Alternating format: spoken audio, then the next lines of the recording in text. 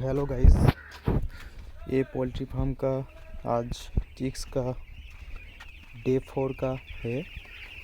अभी फ़िलहाल तो बहुत अच्छे ही है।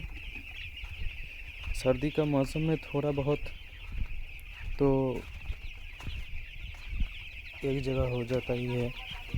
इसके लिए थोड़ा मेहनत करना पड़ेगा, तभी तो रिज़ल्ट आएगा।